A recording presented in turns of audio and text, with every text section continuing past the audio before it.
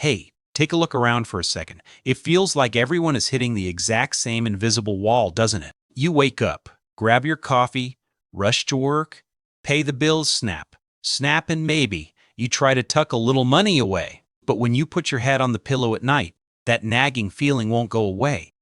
Something is missing. I'm just spinning my wheels. It's as if wealth is some secret code that only a lucky few know. You're standing at the door, but you just can't find the damn key. The truth is, and nobody tells you this, you're actually much closer to that room than you think.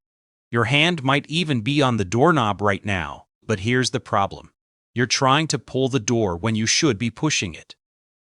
You've got the mechanics all wrong. Today, we're going to talk about why the climb to financial freedom, or wealth, as some call it, looks so incredibly steep, when in reality, it's just a few critical turns. In America, the land of opportunity, the giant Ferris wheel the middle class falls for one massive delusion, believing that wealth is a linear path. If I work harder, I'll earn more. If I earn more, I'll save more, and eventually, I'll be rich. Sounds logical, right? But the truth is, math and human psychology don't really work that way. If wealth were a straight line, every middle manager who's been at the same company for 20 years would be a billionaire by now. But they aren't. Most are still stressing over credit card bills, and most are counting down the days until the next payday. Why? Because they're playing the game with the wrong rules from the start. This is the first and most important point that most people miss. Earning money is a skill, sure, but building wealth is a full-blown psychological war. Look around. Think of someone earning, say, $150,000 a year, someone with the potential to be wealthy but isn't there yet. They've got the latest SUV, the neighborhood is flashy, the kids are in private school, but if you looked at their bank account, the whole tower would collapse if they stopped working for just 2 or 3 months. Do you think that person is rich? Of course not. That person is just living an expensive version of poverty. They're actually quite close to wealth because they have the cash flow, but they can't cross that threshold because they see money as a status symbol, not a tool. We call this lifestyle inflation, but I think the best name for it is the golden cage syndrome. The flashier the cage, the more annoying it feels to try and leave it. Psychologically, our brains are wired to keep us alive, not to make us rich. To your brain, security means surviving today. That first $10,000 or $20,000 you save feels like it means absolutely nothing. You think, man, what can I even do with this? Buying a house is impossible. I can't retire on this. This is the most dangerous moment in the wealth journey. I call it the boring middle. It's that moment when the plane is speeding down the runway, but the wheels haven't left the ground yet. If you hit the brakes now or try to jump off the plane, all the fuel you burned goes to waste. Wealth is actually a matter of thresholds. Mathematically speaking, saving your first $100,000 is much harder than reaching the next million. Remember Charlie Munger's legendary advice: the first $100,000 is a total bitch. But you have to cross that threshold, no matter what it takes. So, why is the first 100K so important? Let's make it real. Let's say you put away $1,000 every month. At the end of the first year, you have $12,000. That doesn't make you feel rich, let's be honest. Second year, $24,000. Still no major change in your life. But as that money accumulates, there comes a point where the money itself starts bringing in more than the $1,000 you're adding every month. That is the breaking point. The day your money starts working harder for you than you work for it. Most people quit before they reach that point. Because we're an instant gratification society, using that $30,000 as a down payment for a new car is much more tempting than waiting for that same $30,000 to generate $1,000 for you every single month, 10 years from now. But true wealth comes from not touching that productive power. Have you ever noticed that the rich see money as points, while the middle class sees it as shopping tickets? If you're only saving money to buy things, you'll never truly be rich. You'll just be an employee with cooler toys. You need to shift your perspective. Every single dollar is a little soldier working for you. If you waste your soldiers, you can't win the war. But if you organize them, put them on the right fronts, And most importantly, give them time.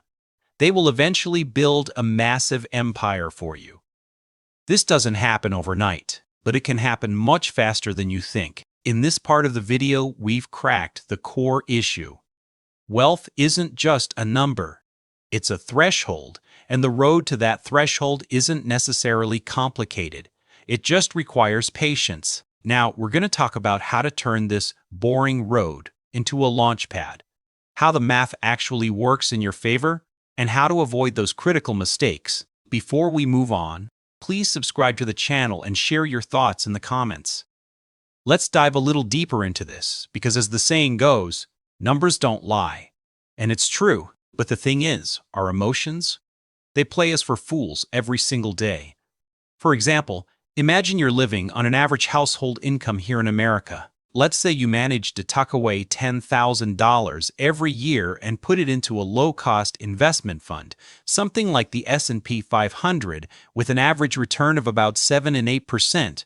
Reaching that first $100,000 is going to take you roughly 7 to 8 years. During that time, your hair might turn a little gray, and you might have to keep driving your old reliable clunker while your friends are out there showing off their shiny new Mercedes. But here's where the real bomb drops. Jumping from that $100,000 to $200,000 will only take you about 4 or 5 years. And going from $600,000 to $1 million, my guess is that'll only take about 3 years. Did you catch that? The time keeps shrinking, but the money keeps doubling. That's exactly why I say you're much closer to wealth than you think. That steep hill you're climbing at the start isn't just a path to the top. It's a launch pad. Once you start sliding down that ramp, the snowball starts growing and growing under its own weight. Your only job is to make sure you don't get in its way. But unfortunately, most people look at that snowball right as it's starting to pick up speed and say, "This is moving too slow," and then they smash it to pieces. They reset their progress to zero for a house down payment, a fancy vacation, or just under the excuse of living life. Here's the thing nobody mentions. Wealth isn't about how much money you make. It's about how much of it you can actually keep. In America, there is a consumer trap on every single corner.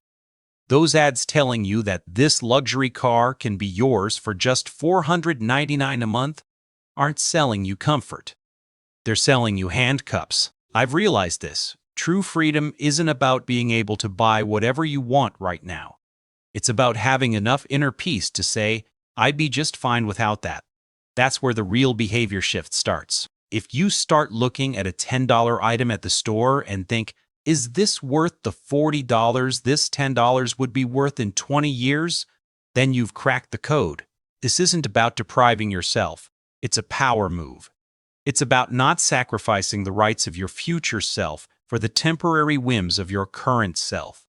Let's look at a real-life example. Imagine two neighbors. One is Mike, and the other is our strategic investor friend. Every time Mike gets a promotion, he gets a bigger house, upgrades his car, and tries to prove his success to the world. From the outside, Mike looks rich. But Mike is actually a slave to an illusion. On the other side, his neighbor is quietly getting wealthy by funneling his raises into stocks, real estate investment trusts, or retirement accounts, while Mike's money disappears as soon as it hits his account. The other neighbor's money is having babies while he sleeps. 15 years later, Mike is still chained to that stressful job because his expenses match his income. The other neighbor? He doesn't have to work anymore. The biggest mistake people make is confusing income with wealth. Income is a stream. Wealth is a reservoir. If you stop building the walls of your dam and just let the water flow, you'll only ever be a canal. You'll never be a lake. To change your perspective, ask yourself this: am I managing the money, or is the money managing me? If you can't sleep because you're worrying about credit card debt, money is your boss. But if you're saving that money wisely and putting it in the right places, you are the master of that money. It all starts with a simple shift in mindset. The road to wealth isn't about taking massive risks or becoming a crypto millionaire overnight. It's about the small, consistent decisions you make every single day. It's not about skipping that coffee. It's about maintaining the discipline that the coffee money represents. To wrap it all up, Remember that where you are today is the result of decisions you made 5 years ago. But where you'll be 5 years from now is being decided right now, the moment you finish this video. Wealth isn't a destination. It's character building. Once you start building that character, the numbers will just be the stamps that validate your success. Maybe you're at the start of the road, in that boring middle section, or at a major turning point. Whatever it is, don't change your course. You never know when the wind will start blowing at your back, but keeping your sails open is entirely up to you. Now, ask yourself honestly, are you going to keep pulling on that doorknob, or are you finally going to decide to push the door and walk in? The choice is yours. But know this, the key was always in your pocket. You just didn't have the courage to use it. Now is the time. Your thoughts mean a lot to me. Please let me know what you think in the comments, and don't forget to subscribe to the channel. See you next time. Take care.